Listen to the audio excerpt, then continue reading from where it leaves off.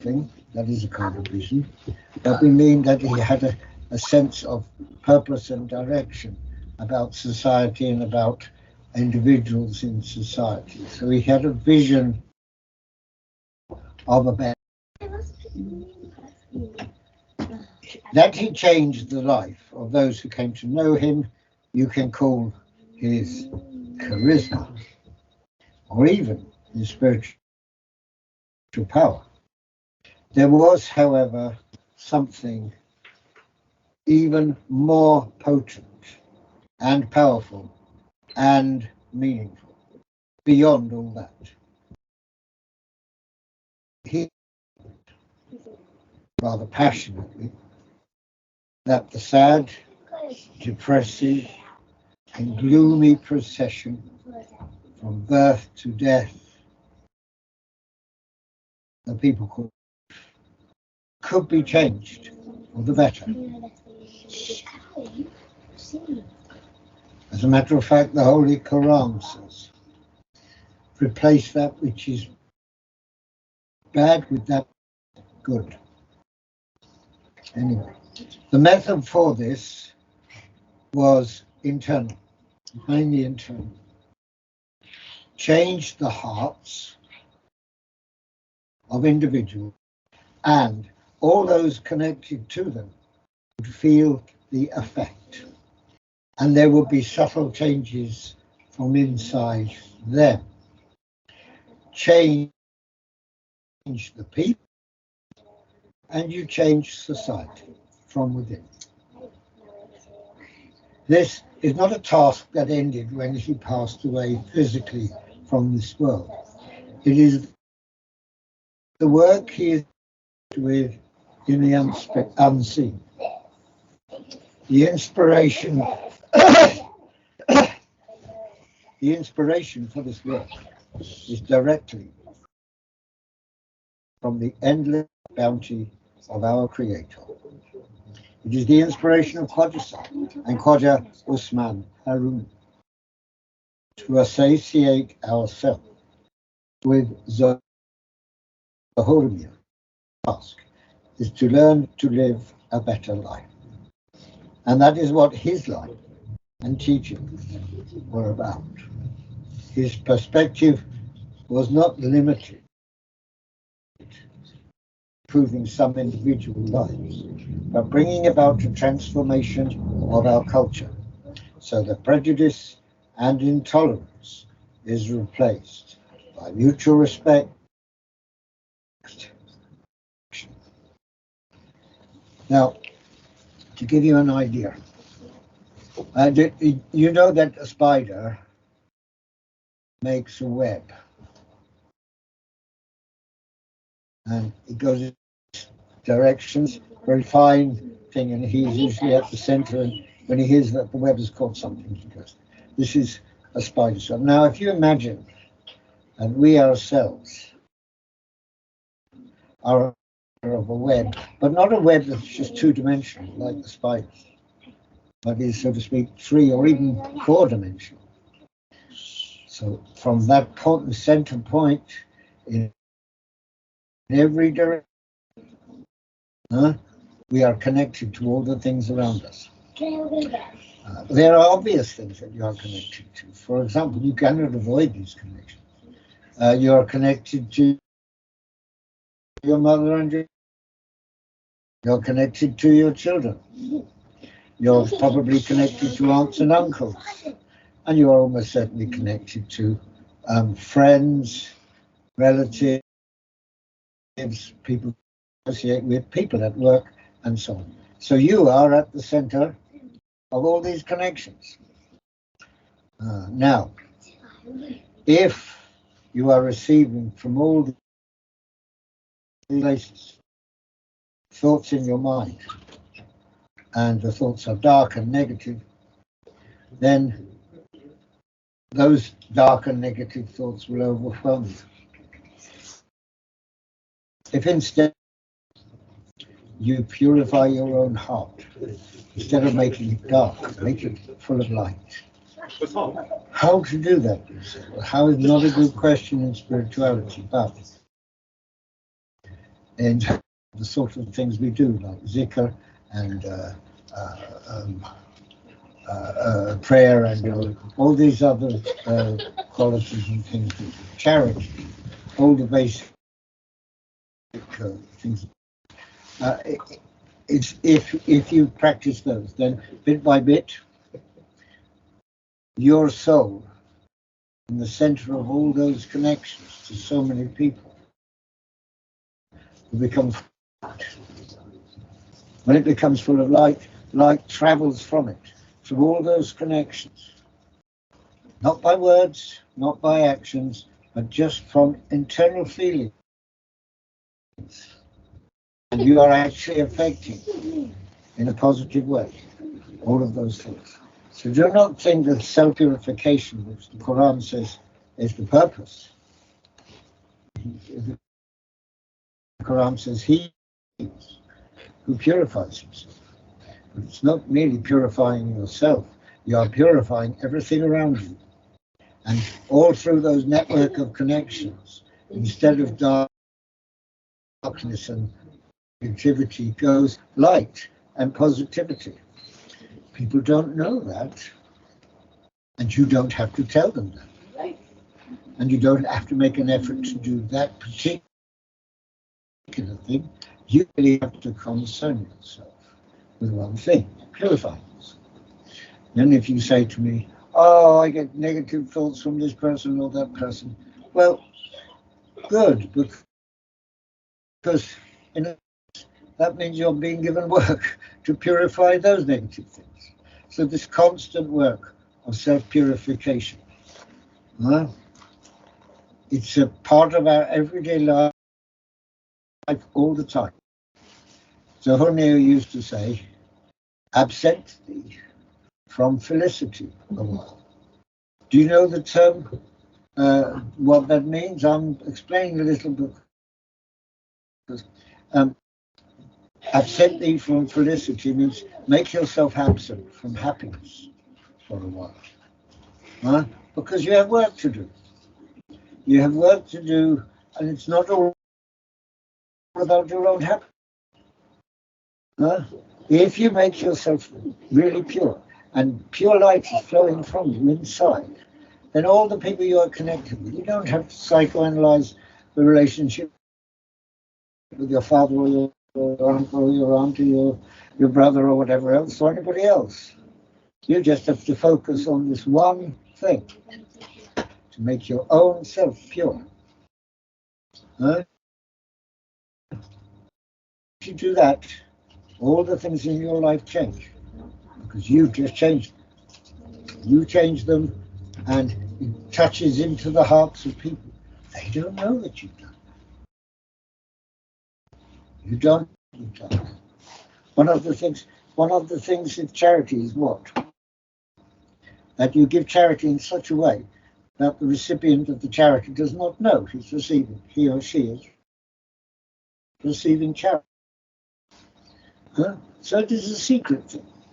We do it from inside our heart. But if ever we think, oh, it's hard work purifying yourself, yes, it is. And if you think that I'm telling you, oh, this is God, you just walk in it, no problems. No, I'm not. It's hard work. But the results of that hard work, of purification of yourself, does not only improve the situation for you, it necessarily improves the situation for everybody you are connected with in this web of connections. Don't concern yourself with this individual or that individual. Just concern yourself with the process of your thoughts, your feelings, and purifying them. So anyway, that was to give you an exposition of the way in which Zahurmian would see the changing of society. If you are a politician, you will want to get this person elected or that person, or you will march on the streets, or you will do this, or you will do that. You won't change much. You change yourself And all those connections, all of those connections. Mariam, Yes. I could ask you to translate all that, but I won't. So it's all right. Yahya has recorded, so maybe I can do it later. All right, very, very good. So the work we have to do, we are a hidden and secret. Oh no, I better not say these things online because they will have catchwords. It's a struggle, okay? And but it is one that makes life worthwhile. And Zahurmian, not only did he change people, but he had a vision for changing society in general. It was essentially the same vision that was, look, Holy Prophet Muhammad. What happened to him? One man, one single individual man in a city which didn't appreciate it. And within a very little while, literally changed the whole world.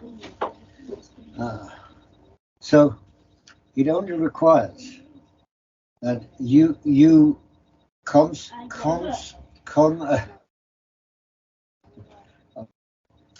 concentrate deeply on purifying yourself. And don't worry, you will, by dint of doing that, be purifying all those around you. I will give you an example of love, ishq, as a hal, as a matter of fact. It happened to me, I was in Konya. I was sitting in the hotel which used, and some people came and sat there. I felt the feeling of wish as came to me, and what I felt was that it was as if I was surrounded by a sphere, a globe, full of light. Now, somebody came over, say something to me or sit down or something. By the time he reached, so to speak, to the globe, the sphere which was surrounding me, whatever it was he'd been planning to say had gone from his mind completely, and he said something nice. When you are in the center of love, that is all you give and receive. So, and that is, love is not the purpose of mysticism. Let us be clear. For many people, just love. No, it's not this. The purpose of mysticism is much deeper and greater than that. Love is one of the means. Look, it's a bit like prayer. We are told you must pray 5 times a day. That is not the purpose.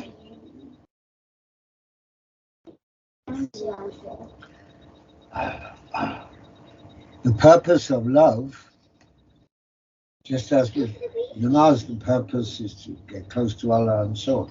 The purpose of love is to get yourself close to that divine, universal soul. And that is love, and it is a process. It is not goal. It's the goal in as much as if you've never loved, you want to learn how to do it through love.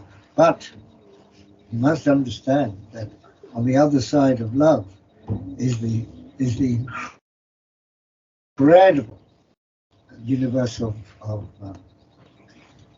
Allah. So anyway, so love is a mechanism.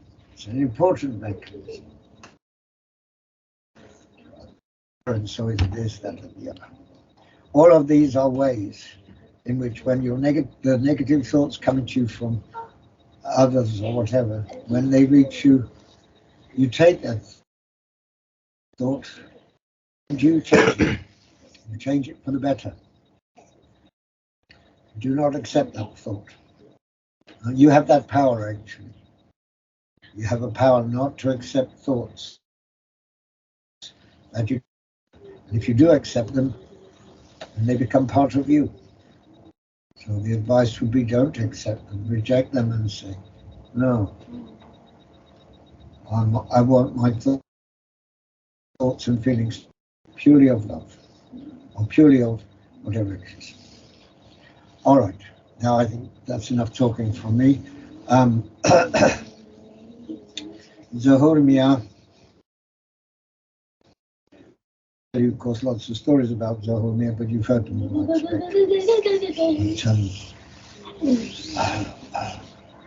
I'll tell you one thing.